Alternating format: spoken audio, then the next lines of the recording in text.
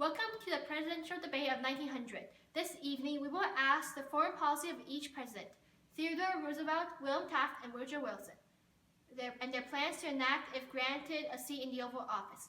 Let's begin with Mr. Roosevelt. Thank you for having me. If you were elected, what would your foreign policy consist of? Well, my motto is something like speak softly and carry a big stick.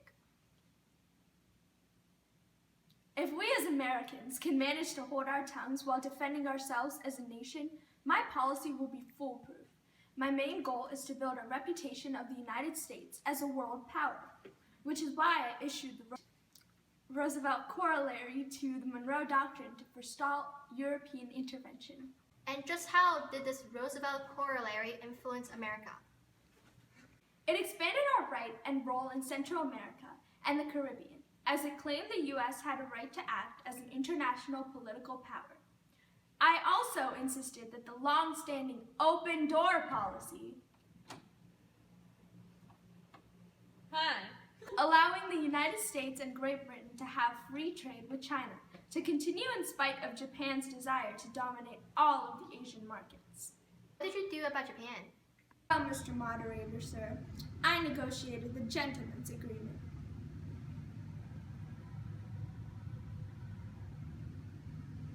Which was a diplomatic agreement in 1907 between Japan and the U.S. curtailing, but not abolishing, Japanese immigration. At the same time, I used Japan's threat to justify expanding the Navy and sent the Great White Fleet, U.S. Navy fleet, sent around the world from December 1907 to February 1909 to show American strength and to promote goodwill. Okay, and now back to the Roosevelt Corollary. How did you justify it?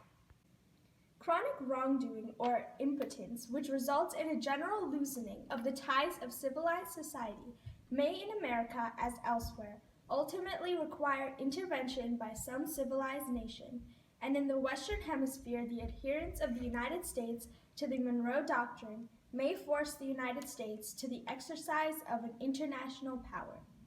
Plus, Taft and Wilson only followed in my footsteps because they've enforced the Roosevelt Corollary, named after me, when those two sent U.S. troops to Cuba, Panama, Nicaragua, the Dominican Republic, Mexico, and Haiti. Interesting yet bold, Mr. Roosevelt. And now let's move on to Mr. Taft. What are your opinions concerning your foreign policy? Get ready for the Jubilee, hurrah, hurrah. Unlike my self-absorbed rival here, I have a much better plan. Excuse me? Are you sure it isn't just following in your footsteps? Besides, who here was the hero of the Spanish-American War? As much as I'd like to continue this, we're short on time, so let's just move this along, people. So let's try this again. What are your opinions on the foreign policy? I was somewhat wary of political ties with other nations, but I still encouraged American investments. Unlike Roosevelt's lame plan about carrying big sticks, my dollar diplomacy plan was able to promote American diplomatic goals and business interests in Latin America and East Asia by providing economic support and issuing loans to foreign economics. Oh snap. I believe Mr. Roosevelt just got roasted. What do you have to say about this?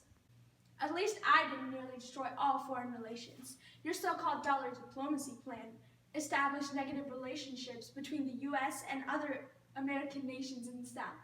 Not to mention, it failed horribly. I can't believe you would say that. That's ridiculous. Mr. Moderator, sir.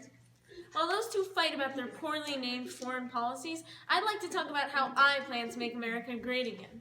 Get ready for the Jubilee, hurrah! I believed in moral diplomacy, which meant I have morals, and unlike my competitors, I oppose imperialism as well as the big stick approach and Taft's dollar diplomacy. And how did that work out for you? I was the best president this country ever You barely had. even did anything. I still achieved more than you ever did. I passed the Jones Act of 1916, which gained us full territorial status to the Philippines. But, of course, it was not imperialism because it established a Bill of Rights and guaranteed the Philippines independence. You, Wilson, are a traitor. You promised our freedom, but we didn't get it until 1946. You didn't even succeed in anything. Your Secretary of State did everything. Wasn't he the one that arranged 30 conciliatory treaties? Wilson, what about Europe? I wanted to protect the United States by distancing ourselves from European affairs or entanglements, as the great George Washington said during his farewell speech. Everyone has said that he was a great president, yet nobody listened to his advice. Maybe then we could have avoided centuries of sectional divides and foreign issues. By the way, you asked us all these questions, but what's your name? Draw. 1862, both sides were falling to the middle. Drink, stone, wine, and Johnny comes marching.